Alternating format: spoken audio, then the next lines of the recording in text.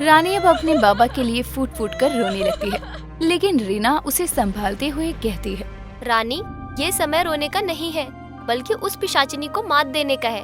उस पिशाचिनी ने हम लोगों की भावनाओं के साथ खेला है, लेकिन अब हमारी बारी है।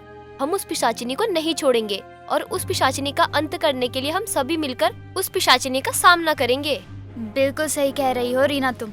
रानी, ये रोने का समय नहीं, बल्कि उस पिशाचिनी को सबक सिखाने का समय है। हमें उस पिशाचिनी के अंत का तोड़ ढूंढना ही होगा और हमें उस पिशाचिनी की मौत का कारण कोई और नहीं बल्कि स्वयं भोलेनाथ बताएंगे। पर कैसे? चलो मेरे साथ। नैना, नगीना, रानी और रीना वो चारों भोलेनाथ के मंदिर में जाते हैं, जिसके बाद नैना और नगीना दोनों भोलेनाथ के सामने तांडव करना शुरू करते हैं। कुछ समय तक तो वो दोनों तांडव करते हैं, परंतु कुछ समय बाद भोलेनाथ की मूर्ति से एक अलग प्रकार की रोशनी उत्पन्न होती है और उस रोशनी में से एक दिव्य आवाज नैना को सुनाई देती है। नैना नागिन, मुझे तुम्हारी मदद के लिए स्वयं भोलेनाथ ने भेजा है, इसलिए तुम अपनी परेशानी मुझे बताओ। उस दिव्य आवाज की बात सुनकर नैना उस दिव्य आवाज को सारी बात बताती है, जिसके बाद वो दिव्य आवाज नैना से कहती है, पिशाचिनी का ना मरने का कारण ना सिर्फ वो गुड़िया है, बल्कि एक और है, और वो है कि पिशाचिनी का अंत नैना और रीना के हाथों होना था, परंतु इसका अंत इन दोनों के हाथों ना होकर नगीना के हाथों हुआ, या यूं कहें कि अंत हुआ ही नहीं। परंतु उस पिशाचिनी का अंत अब कैसे होगा?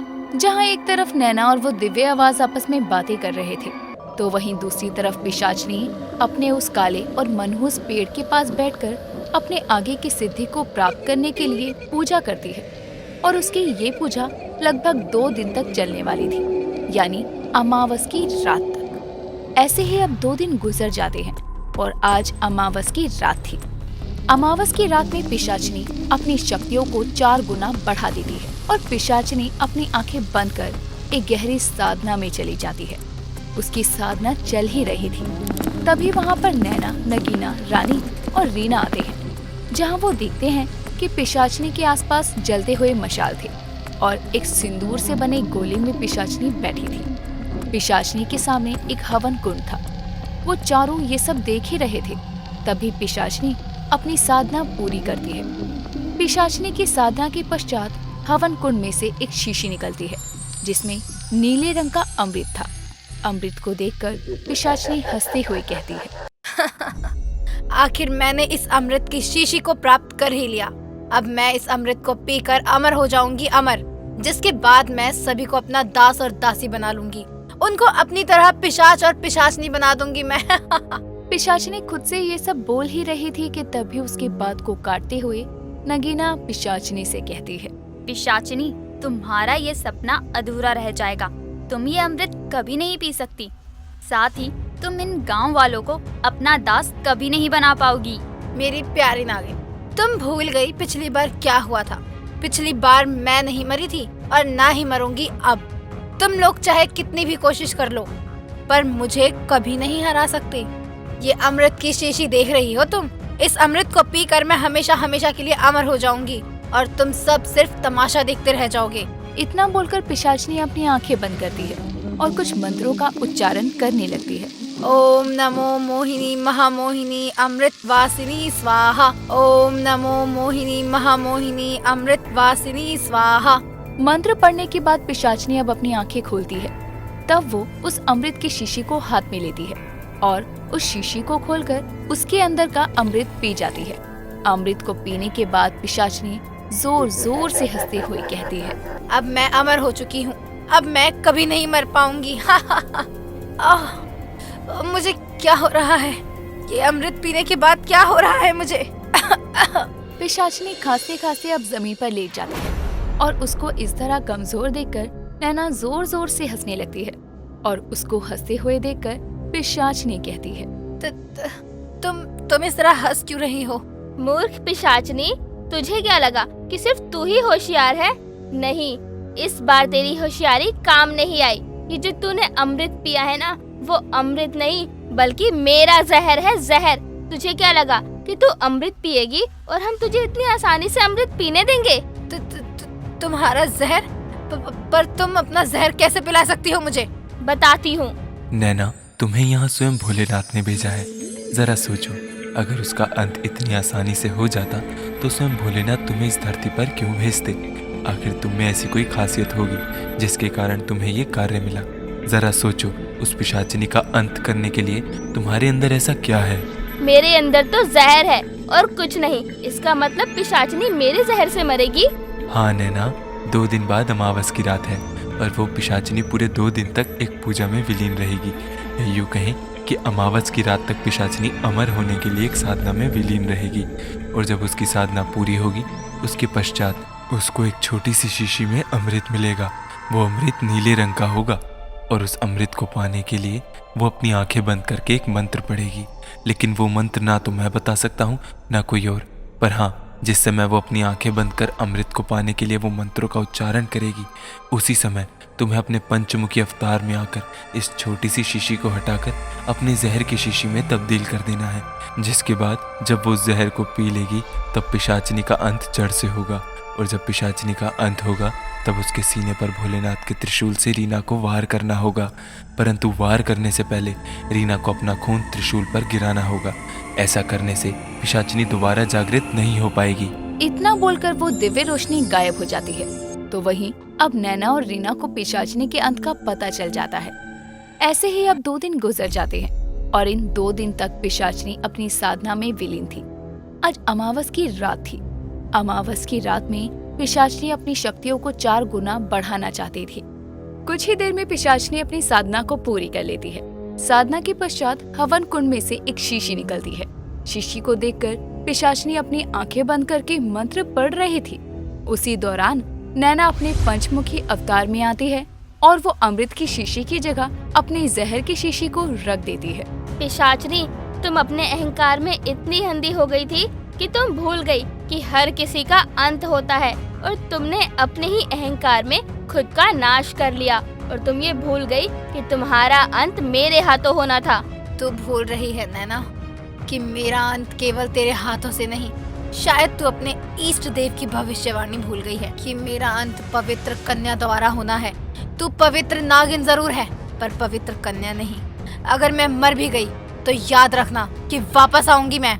पिशाचिनी ये बोल ही रही थी, तभी रीना अपने हाथों में शिवजी का त्रिशूल ले आती है और उस त्रिशूल पर अपने खून की कुछ बूंद गिराकर पिशाचिनी से कहती है, तुम ये कैसे भूल गई? पिशाचिनी की पवित्र कन्या अभी भी यही है और अगर पवित्र नागिन अपना काम कर सकती है तो क्या पवित्र कन्या नहीं कर सकती? तूने मेरे पति को मार दिया, बाबा को मार दिया और अगर आज तेरा अंत नहीं हुआ ना तो ना जाने तू इस दुनिया में और कितनी तबाही मचाएगी। इसीलिए आज तेरा अंत निश्चित है। इतना बोलकर रीना उस त्रिशूल से पिशाचिनी के सीने पर वार करती है। जैसे ही रीना पिशाचिनी के सीने पर त्रिशूल से वार करती है, वैसे ही पिशाचिनी एक बार फिर जलकर राख हो जाती है।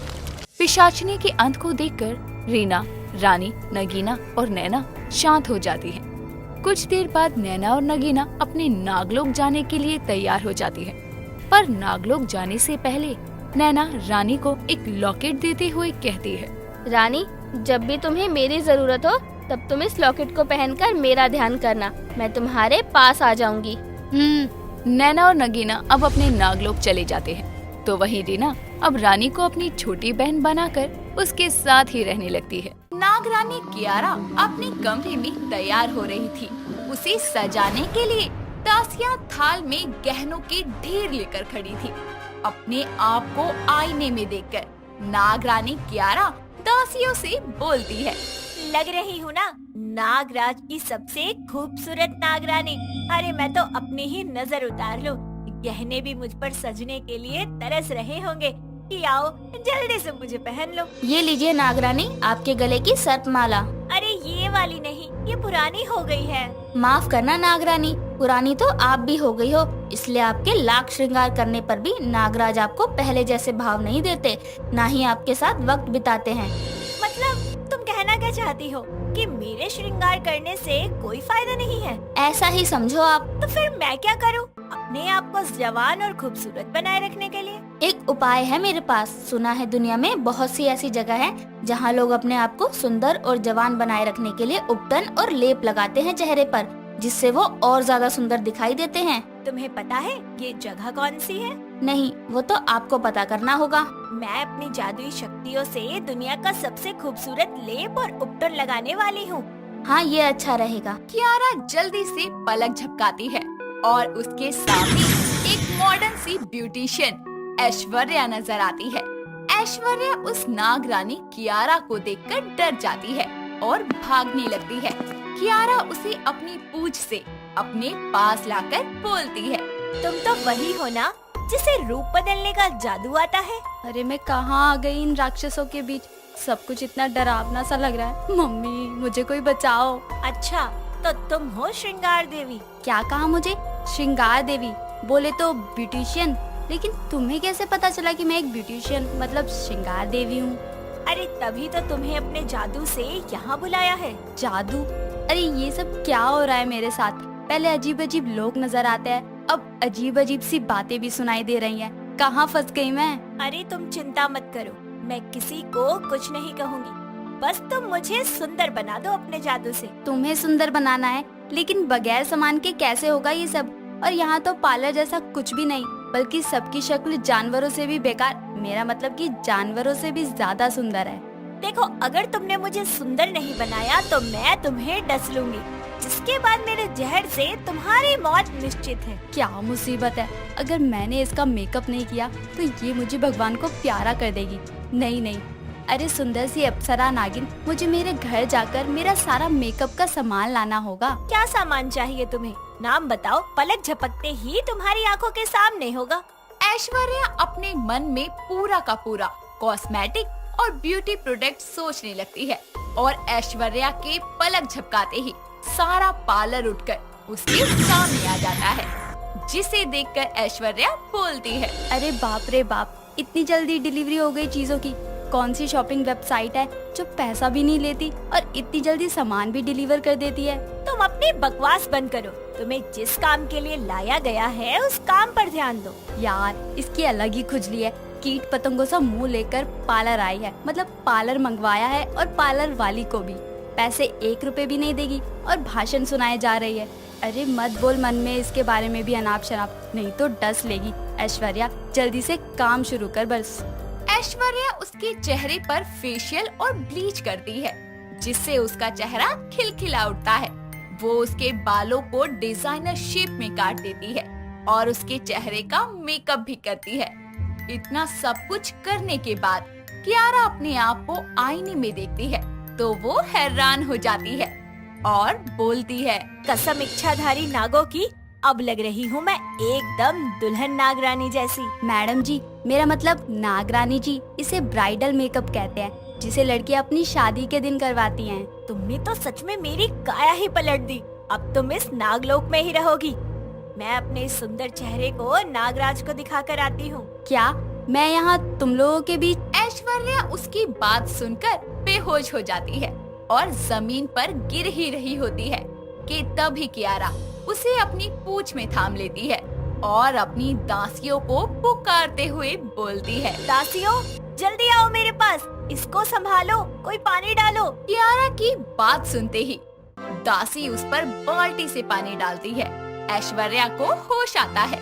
कियारा उसे बिस्तर पर लिटाते हुए बोलती है, अब तुम ठीक हो ना? ठीक, और मेरी जिंदगी की वाट लगी पड़ी है और आप कह रहे हो कि मैं ठीक हूँ? मुझे यहाँ सांपों के बीच नहीं रहना। रहना तो होगा ही।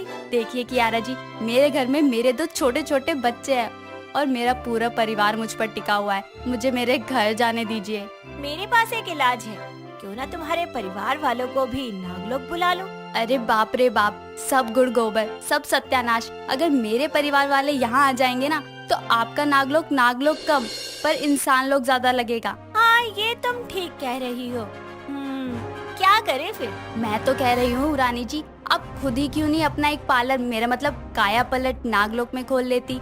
और तो और आप भी ब्यूटिशियन मतलब श्रृंगार देवी बन जाओ तो आपको मेरी जरूरत ही नहीं पड़ेगी। यानी एक तो आप नाग देवी, उस पर श्रृंगार देवी भी आप, मौज हो जाएगी आपकी मौज। ख्याल तो बहुत अच्छा है, तो तुम मुझे भी सिखाना शुरू कर दो। लेकिन सामान? वो मैं पलक झपकते ही तुम्हारे सामने ले आऊंगी। अरे मैं तो भूल ही गई थी, यहाँ तो पलक झपकते ही डिलीवरी हो जाती है। लेकिन अभी भी एक चिंता है मुझे।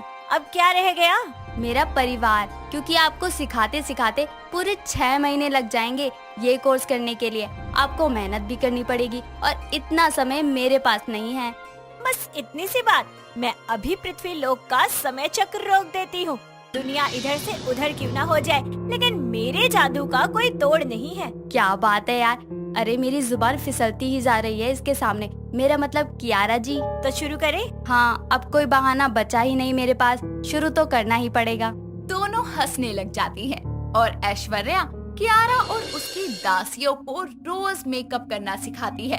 वो सभी जल्दी जल्दी सारी चीजें सीख लेती हैं और ऐसे ही समय बीतता चला जाता है और ऐश्वर्या उन लोगों को पार्लर का सारा कोर्स सिखा देती है।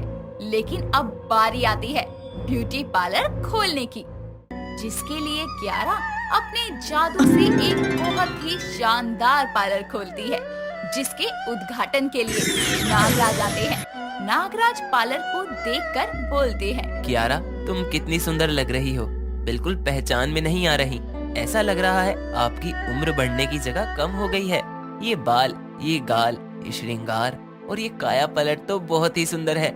और यहाँ तो बहुत सारी चीजें हैं। हमारे नागलोक का पहला काया पलट आपके नाम से ही पहचाना जाएगा। शुक्रिया नागरानी जी, लेकिन आपने ये विद्या कहाँ से सीखी, जरा हमें भी बताइए। ये है हमारी गुरु, जो कि खास पृथ्वी लोक से आई हैं हमें सिखाने के लिए। क्या अद्भुत कला है आपके हाथों में, दिल खुश कर दिया आपने। आप यहीं क्यों नहीं रह जाती? अरे प्लीज नागराज जी, अब फिर से शुरू मत हो जाइए। ये कला अब मैंने रानी जी को दे दी है। हम आपसे बहुत खुश हैं, आप अपनी मनचाही इच्छा मांगिए। नागराज की पूछने पर ऐश्वर्या बोलती है, मुझे आप लोगों से कुछ नहीं चाहिए। मैंने यहाँ अपनी कला को बिखेरा, ये मेरा सौभाग्य है। लेकिन मुझे मेरे घर जाना है। मेरे 2 बच्चे और परिवार है, जिन्हें मैंने 6 महीने से नहीं देखा। मुझे मेरे घर छोड़ दीजिए। हाँ हाँ बिल्कुल, हमारी नागरानी के लिए आपने इतना बड़ा बलिदान दिया, उसके लिए शुक्रिया। मैं आपको आपके परिवार के पास अभी भेज देता हूँ। नागराज अपनी आँखों को झपकाते हैं और ऐश्वर्या अपने परिवार के पास पहुँच जाती है। सोमपुर गांव के घने जंगल में एक इच्छाधारी नागिन शिवन्या रहा करती थी, जो पूरा दिन शिव की आराधना में लीन रहती। साथ ही उस जंगल में एक भैरवी नाम की चुड़ैल भी रहती थी, जो गांव के लोगों को मारकर अपना पेट भरा करती थी। चुड़ैल के डर से कोई भी रात के समय जंगल में नहीं जाता था। लेकिन एक दिन जंगल के बीचों बीच एक छोटी सी नवजात बच्ची के रोने की आवाज आती है।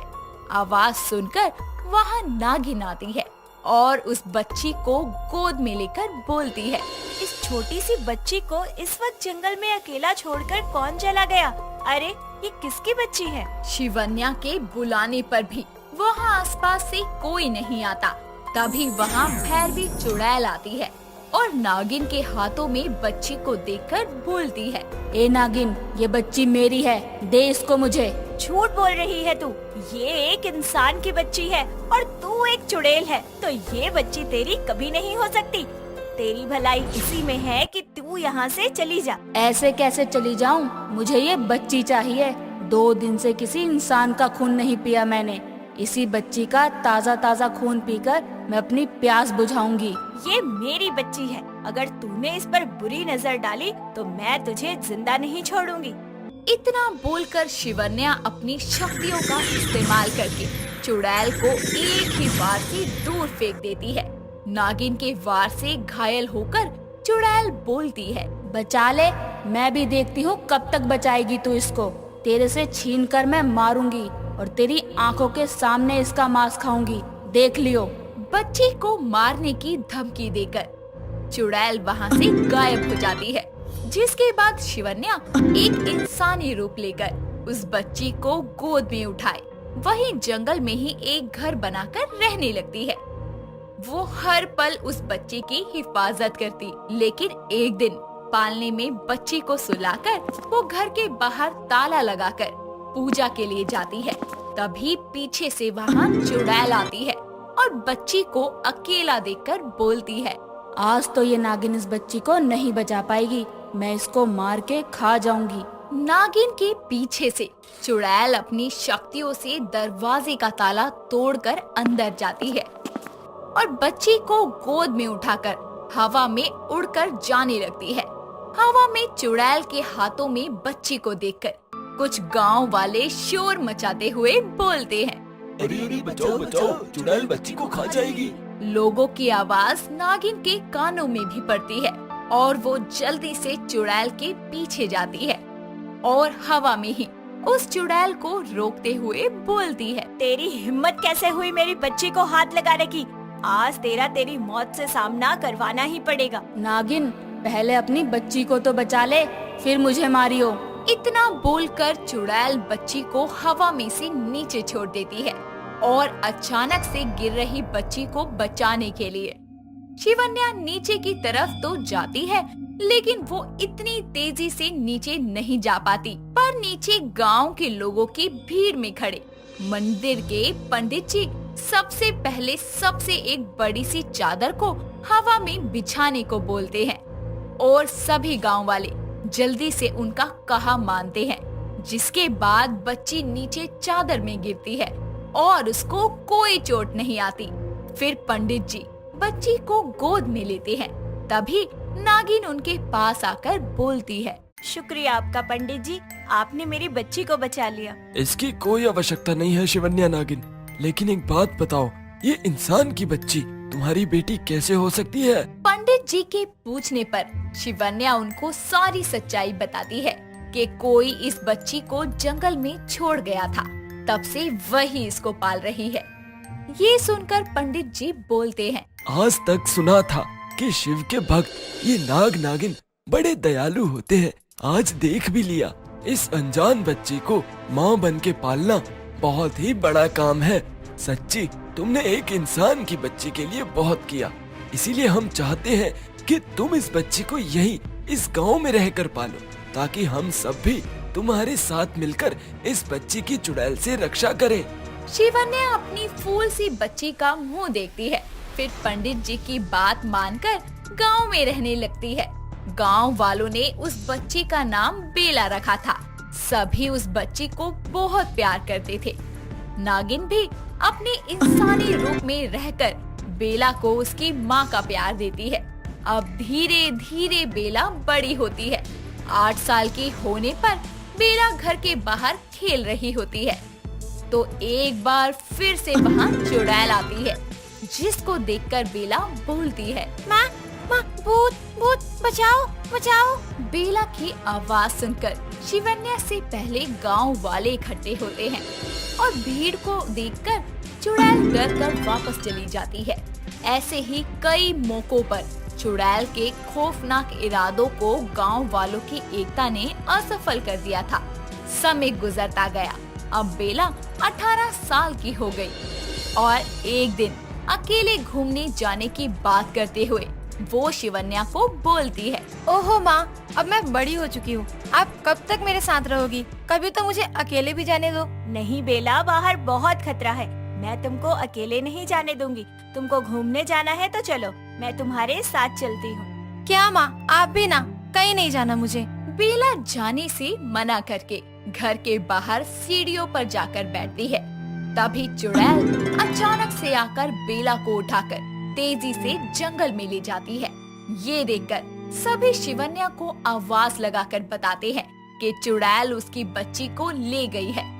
जिसके बाद शिवन्या बोलती है, बस बहुत हुआ, बार बार इस डर के माहौल में नहीं जिएगी मेरी बच्ची। आज या तो वो नहीं या फिर मैं नहीं। इतना बोलकर शिवन्या भी चुड़ैल की तलाश में जंगल में जाती है। वहीं ये सारा मंजर देखकर पंडित जी गांव वालों से बोलते हैं, गांव वालों, उस नागिन ने एक इंसान की बच्ची को मां न होते हुए भी मां से बढ़कर प्यार दिया और पाला पोसा। आज वक्त आया है हमारे कुछ करने का, इसीलिए सब अपने हाथों में जलती हुई मशाल लेकर मेरे साथ जंगल की ओर चलो।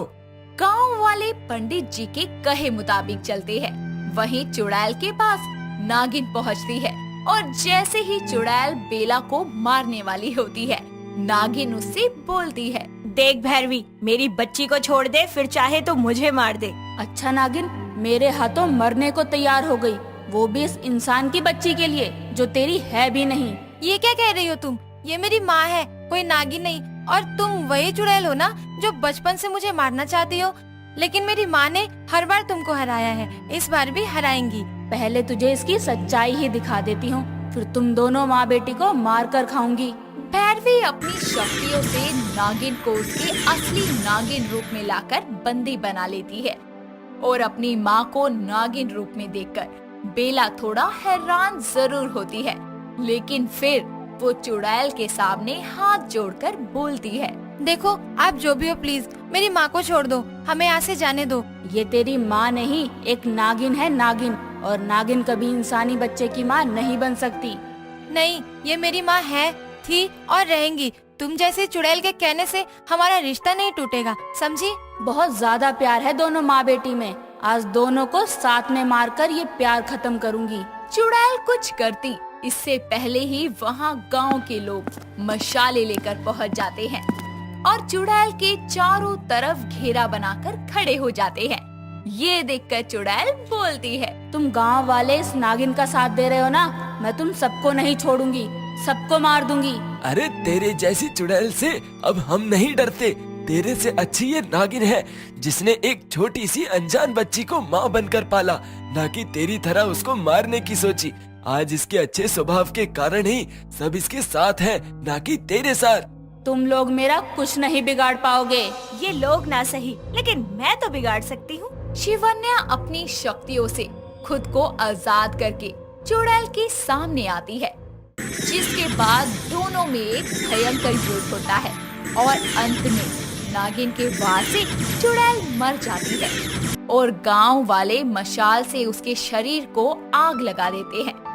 फिर शिवन्या के इंसानी रूप में वापस आने पर बेला उसके गले लगकर बोलती है, माँ, मुझे कोई फर्क नहीं पड़ता तुम नागिन हो या इंसान, मेरे लिए तुम हमेशा मेरी माँ रहोगी और मैं तुमसे कभी दूर नहीं जाऊंगी। बेला शिवन्या के नागिन होने की सच्चाई जानकर भी उसे अपनी माँ के रूप में स्वीकार कर लेती है, जिसके बाद वो दोनों दोबारा एक आम इंसानों की तरह अपनी जिंदगी बिताने लगते हैं और दोबारा कभी कोई चुड़ैल बेला पर हमला नहीं करती। नक्श अपने कमरे में आराम से सो रहा था, तभी उसको अपने सपने में एक नागिन दिखती है जो उससे बोलती है, सुमेंद्र, तुम कब लौटोगे? आखिर मेरा बरसों का इंतजार कब खत्म होगा? क्या मेरा प्यार अधूरा रह जाएगा? नींद में ये सपना देखकर नक्श आधी रात को उठ जाता है। उसके ऐसे अचानक घबरा कर उठने से उसके साथ सोई उसकी पत्नी आशिका की नींद भी खुल जाती है, जो उसको संभालते हुए बोलती है, क्या हुआ नक्श? कोई बुरा सपना देखा क्या? बताओ क्या हुआ? वही सपना आशिका जो हर बार आता है। पता नहीं क्या रिश्ता है मेरा इन सपनों से। ऐसा लगता है जो मैं हूँ वो मैं नहीं हूँ। ये क्या बोले जा रहे हो आप? काम के कारण बहुत थक गए हो, इसलिए ये सपने आते हैं। कुछ दिनों की छुट्टी लेकर घर पर आराम करो। शायद तुम सही कह रही हो, मैं कल बॉस से छुट्टी की बात करता हूँ। नक्श उस डरावने सपने को महज एक इत्तेफाक समझकर दोबारा सो जाता है। तभी उन दोनों पति पत्नी के सोने के बाद उनके कमरे में सच में एक इच्छाधारी नागिन प्रकट होती है और बोलती है, आखिर और कितना इंतजार करना होगा मुझे? क्या मेरी मोहब्बत कभी पूरी ही नहीं होगी? आखिर कौन है ये नागिन और क्या है इसके अधूरे प्यार की कहानी? आइए जानने के लिए चलते हैं लगभग 100 वर्ष पहले इंसानों की बस्ती से कोसों दूर बड़े सुमेरपुर राज्य की एक बेहद ही खूबसूरत रानी इंद्रावती अपने लिए एक योग्य वर की तलाश में थी, जो अपने राज्य के मंत्रियों को एक आदेश देते हुए बोलती है, मंत्रीगणों, आसपास के सभी राज्यों में मेरे विवाह के लिए योग्य वर की तलाश जारी कर दी जाए और याद रखना, जो पुरुष दिखने में देव समान हो, जिसकी भुजाओं में असीमित बल हो, केवल ऐसे ही पुरुष मेरे वर के रूप में चुने जाएंगे। रानी इंद्रावती के बोलने पर आसपास के सभी राज्यों में ये संदेशा भेज दिया जाता है। उसी गांव के जंगल में एक इच्छाधारी नाग सुमेंदर और नागिन सुनैना का जोड़ा शिव की पूजा के लिए आया था और नाग लोक से धरती लोक आने पर वो अपने इंसानी रूप में ही दर्शन कर रहा था।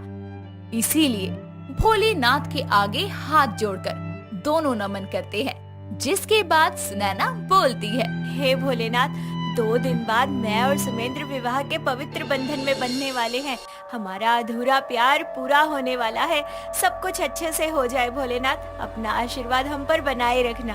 दोनों नाग नागिन मंदिर में भोलेनाथ का आशीर्वाद ले ही रहे होते हैं कि तभी वहाँ भगदड़ मच जाती है, जिसके कारण नागिन तो अपना सांप रूप लेकर छुप जाती है, लेकिन सुमेंद्र को रानी इंद्रावती के सैनिक पकड़ कर ले जाते हैं, क्योंकि सुमेंद्र की छवि बिल्कुल वैसी थी जैसी रानी इंद्रावती को अपने वर के रूप में चाहिए थी। ये देखकर नागिन परेशान हो जाती है और वो अपने इंसानी रूप में आकर बोलती है, ये क्या हुआ? ये लोग सुमेंद्र के साथ ना जाने क्या करेंगे।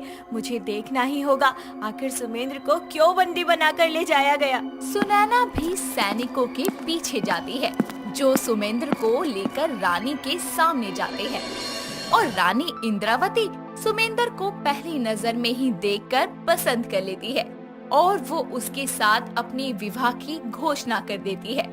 कुछ ही समय में सुमेंद्र का इंद्रावती से विवाह हो जाता है। ये देखकर सुनैना अपनी आंखों में आंसू लिए बोलती है, सुमेंद्र, तुम्हारे विवाह के कारण तुम 7 जन्मों के लिए इंद्रावती के हो गए। इसका मतलब मुझे अब तुम्हारा इंतजार अगले 7 जन्मों तक और करना पड़ेगा। 2 दिन बाद हमारा विवाह था, लेकिन एक पल में सब कुछ बदल गया।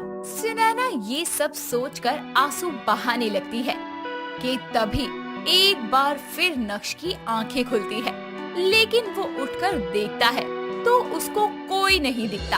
तभी वो पानी पीने के लिए बाहर आता है और तभी वहाँ सुनैना उसके सामने आती है, जिसे देखकर वो बोलता है, तुम तो वही नागिन हो जो मेरे सपने में आती हो।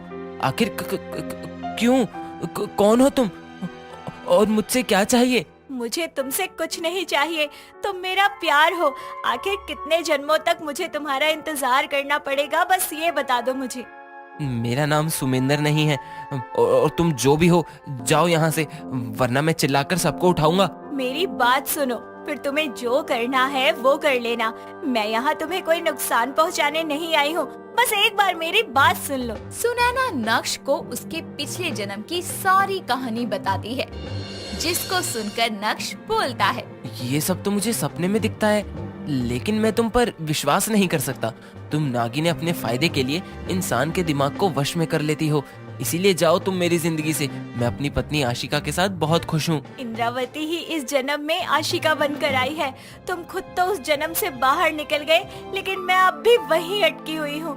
मुझे अब भी मेरे अधूरे प्यार के पूरे होने का इंतजार है, लेकिन तुम्हें पाने के लिए मैं किसी को नुकसान नहीं पहुँचाऊंगी। अब मैं चलती हूँ। सुनैना वहाँ से तो चली जाती है, लेकिन हर पल नक्श के साथ उसके सुरक्षा कवच की तरह रहती है, यहाँ तक कि वो आशिका पर भी किसी भी तरह की कोई समस्या नहीं आने देती।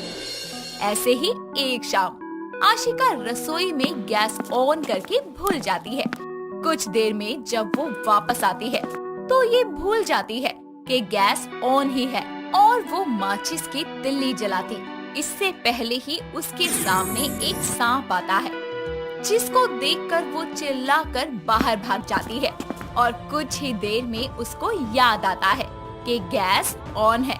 वो हिम्मत करके वापस रसोई में जाती है और गैस बंद होती है और उसकी सारी बदबू भी खिड़की के सहारे बाहर जा चुकी थी। ये देखकर वो बोलती है, ये क्या, गैस बंद है, मतलब वो सांप मुझे डसने नहीं बैठा था। हे भगवान, शुक्रिया, आपके भेजे फरिश्ते ने आज मेरी जान बचा ली। शाम को नक्श के आने पर आशिका उसको सारी सच्चाई बताती है, जिस पर नक्श बोलता है, तुम ना आजकल बहुत ऐसे उल्टे सीधे सीरियल देखकर बेतुकी बातें कर रही हो। कोई सांप बाप नहीं होगा, तुम्हारा वहम है। अच्छा बाबा, ठीक है, नहीं होते, बस तुम गुस्सा मत करो, मैं पानी लाती हूँ। आशिका के सांप का जिक्र करने पर नक्श को अपने पुराने जन्म की छवि दिखने लग जाती है और वो अपने दोनों कानों पर हाथ रखकर बोलता है। नहीं, ये सब सच नहीं है। मेरा कोई दूसरा जन्म नहीं है। वो बस मेरे दिमाग पर अपना वश करने की कोशिश कर रही है। नक्श इसको नागिन की चाल समझता है, जबकि सुनैना तो अपने प्यार के खातिर उसकी और उसकी पत्नी की रक्षा कर रही थी, ताकि एक दिन सुमेंद्र को उसका प्यार याद आए। पर शायद किस्मत को तो कुछ और ही मंजूर था। एक शाम आशिका छत से कपड़े उतार रही होती है, तभी जाने अनजाने में वो छत के कोने पर आ जाती है और गिरने ही वाली होती है कि तभी एक अनजान शक्ति उसको आगे की ओर धक्का देकर बचा लेती है। वो मुड़कर देखती है तो वो सांप होता है, जिसको देखकर वो चिल्लाते हुए बोलती है, नक्श बचाओ, मुझे ये सांप मार देगा, बचाओ। बस बहुत हुआ, आज मैं तुमको छोड़ूंगा नहीं। मेरे अपनों को नुकसान पहुंचाने की हिम्मत कैसे हुई तुम्हारी? नक्श ना आओ देखता है ना ताओ देखता है, पास पड़ा डंडा उठाता है और उस सांप पर दे मारता है और उसके घायल होने पर वो पैर मारकर उसको नीचे फेंक देता है, जिसके कारण वो नीचे एक लोहे के गेट के ऊपर जा गिरता है और उसका पूरा शरीर लहू लुहान हो जाता है। तभी वो सांप इंसानी रूप में बदल जाता है, जो कि सुनैना होती है। ये देखकर सब नीचे जाते हैं और सुनैना अपनी आखिरी सांस लेते हुए बोलती है, अच्छा किया नक्श तुमने, जो अपने हाथों से ही मुझे मौत दे दी। इस अधूरे प्यार के कारण मेरी जिंदगी जीने लायक बची ही नहीं थी। अब मैं कभी तुम्हारी जिंदगी में वापस नहीं लौटूंगी। खुश रहना। ये सब देखकर नक्श को सब याद आता है और वो सुनैना के पास जाकर बोलता है, सुनैना, मुझे माफ कर दो। मैंने जाने अनजाने में क्या कर दिया, मुझे माफ कर दो। कुछ भी अनजाने में नहीं हुआ, जो हुआ हमारी किस्मत में वही लिखा था। आशिका को जब पूरी सच्चाई का पता चलता है तो वो नक्श से बोलती है, सुनैना हमेशा हमारे साथ एक रक्षक बनकर रही। नक्श, सुनैना की मुक्ति के लिए तुम उसकी मांग भरकर उसको पूरे विधि विधान से इस दुनिया के साथ विदा करो, तभी उसकी आत्मा को शांति मिलेगी। आशिका के कहने के मुताबिक सुनैना के पार्थिव शरीर को नीचे उतारा जाता है, जिसके बाद नक्श उसकी मांग भरता है और आशिका सुनैना को सुहागनों के जैसे श्रृंगार करती है, जिसके बाद पूरे विधि विधान अनुसार सुनैना का अंतिम संस्कार किया जाता है। और उस दिन के बाद से नक्श को कभी नाग नागिन के सपने नहीं आए और सुनैना के जीते जी जो प्यार पूरा ना हो सका वो उसके मरने के बाद हो गया। वो सुमेंद्र की सुहागन बनकर चाहे ना मर सकी हो, लेकिन वो नक्श की सुहागन बनकर मरी, जिसके कारण उसकी आत्मा को शांति मिल गई और वो कभी नक्श की जिंदगी में लौटकर नहीं आई। कंचना एक बहुत ही सुंदर इच्छाधारी नागिन थी, जिसे हमेशा कुछ नया और हटके करना बहुत पसंद था। ऐसे ही एक दिन उसकी माँ केतकी उससे बोलती है, कंचना बेटा, नया साल आ रहा है। हर साल की तरह इस साल भी हम सब नाग नागिन मिलकर जश्न मनाएंगे और दूध पियेंगे और बीन की धुन पर नाचेंगे। क्या है माँ, हर साल की तरह इस साल भी वही सब पुराना, कुछ नया करो ना। अब क्या नया करने के लिए चील और नेवलों को पार्टी में बुला ले, ताकि नए साल पे लड़ाई हो जाए। अरे माँ, कुछ अलग, कुछ नया, कुछ डिफरेंट, जैसे धरती लोक पर होता है केक काटना। हम इच्छाधारी नाग नागिन है बेटा, कोई इंसान नहीं, इसलिए हम वो करेंगे जो हमारे लिए बना है। इतना कहकर केतकी वहाँ से चली जाती है और कंचना खुद से बोलती है, नहीं, बिल्कुल नहीं। इस बार मैं अपना हैप्पी न्यू ईयर कुछ हटके मनाऊंगी, फिर चाहे मुझे छुपकर धरती लोक पर ही क्यों ना जाना पड़े। बीन की धुन पर नाच कर मैं अपने नए साल की शुरुआत बिल्कुल नहीं करूंगी। इतना सोचकर कंचना अपने नागिन रूप में आती है और रेंगती हुई अपनी सहेली नगीना की गुफा में जाती है और वापस से अपने अर्ध नागिन रूप में आकर बोलती है, नगीना, क्या तुम मेरे साथ धरती लोक चलोगी? हम अपना हैप्पी वाला न्यू ईयर इस बार वहाँ मनाएंगे। क्या बोल रही हो? पगला गई हो क्या तुम? अरे बुर्बक, किसी को पता चल गया ना कि हम धरती लोक पर पार्टी मना रहे हैं, तो ये नाग लोग मिलकर हमारे अंदर का सारा जहर निकाल देंगे। अरे तुम इतना डरती क्यों हो? पट्टू नागिन हो एकदम। ए कंचना, देख हम नाग लोग के सबसे फेमस भोजपुरिया नागिन है।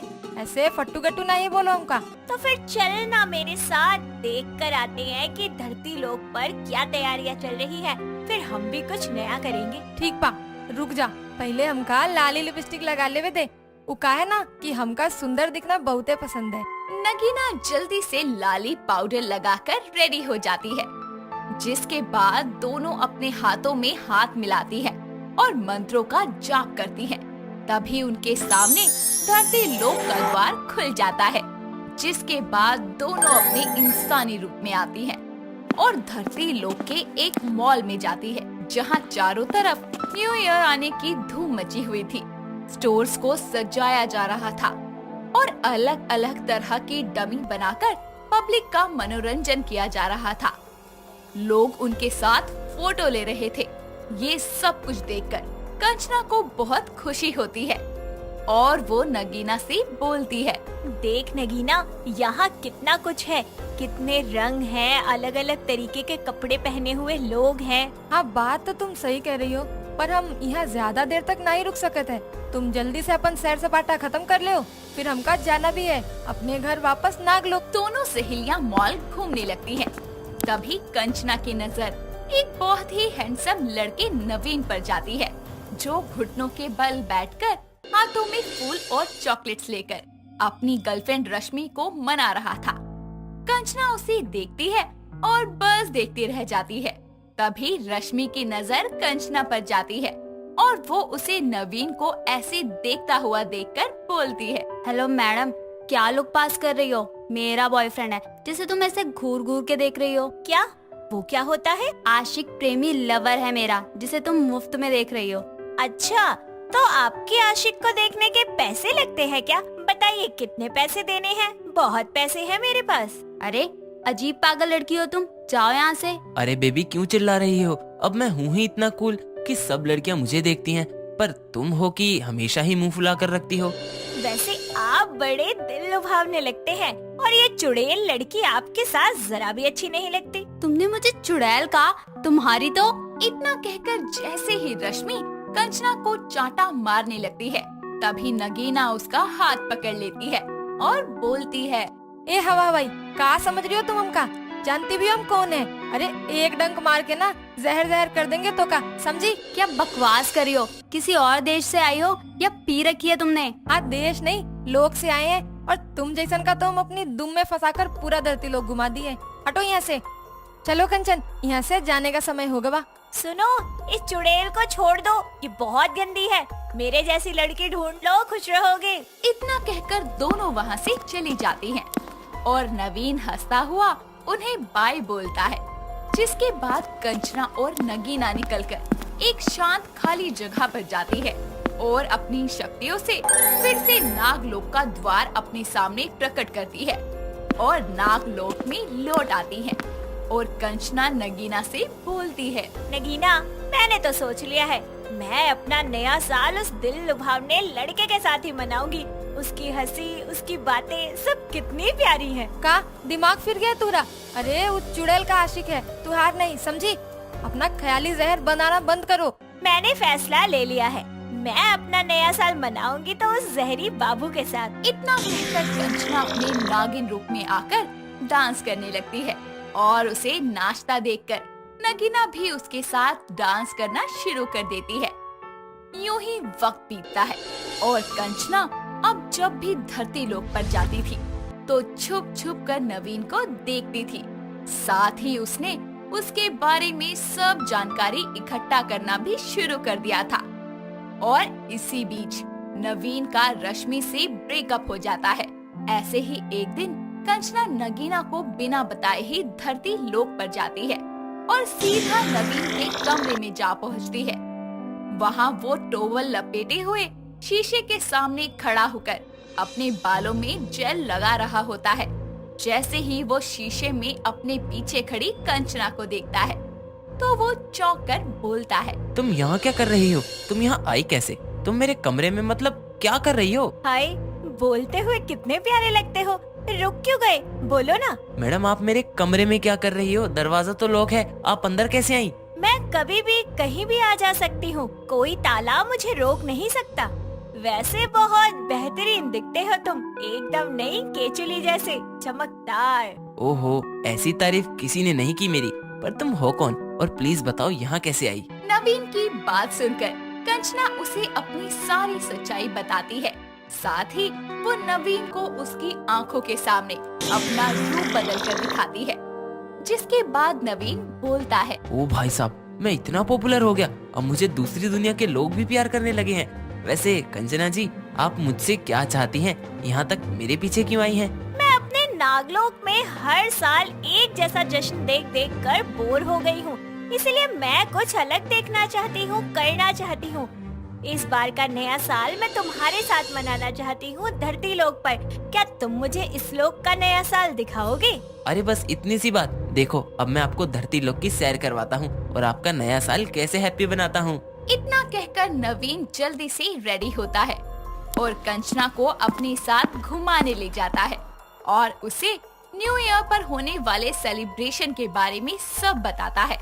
साथ ही उसे उसकी तैयारियां भी दिखाता है। फिर कंचना नागलोक वापस आती है। ऐसे ही वक्त थोड़ा और बीतता है और फाइनली न्यू ईयर शुरू होने की शाम आती है और जश्न शुरू हो जाता है। कंचना नगीना को उसका रूप धारण करके जश्न में भेज देती है और खुद धरती लोक पर नवीन के पास जाती है। नवीन उसे न्यू ईयर की पार्टी में ले जाता है और फिर वो सभी लोग 12 बजे एक साथ चिल्लाकर हैप्पी न्यू ईयर बोलते हैं और आतिशबाजी करते हैं और एक दूसरे से गले मिलते हैं। जिसके बाद नवीन कंचना से बोलता है, धरती लोक का तो नया साल देख लिया, क्या अब तुम मुझे नागलोक लेकर चलोगी वहाँ का नया साल दिखाने? हाँ हाँ, क्यों नहीं, चलो मेरे साथ। जिसके बाद कंचना नवीन को लेकर नागलोक जाती है और अपनी शक्तियों से उसकी नाग जैसी वेशभूषा बना देती है ताकि कोई भी उसे पहचान न पाए। कंचना के आ जाने के बाद नगीना भी अपने असली रूप में आती है। जिसके बाद नवीन भी सभी नाग नागिनों के साथ मिलकर बीन की धुन पर डांस करता है और न्यू ईयर मनाता है। और जश्न खत्म होने के बाद कंचना नवीन को वापस धरती लोक छोड़ देती है और नए साल की ढेर सारी शुभकामनाएं देती है।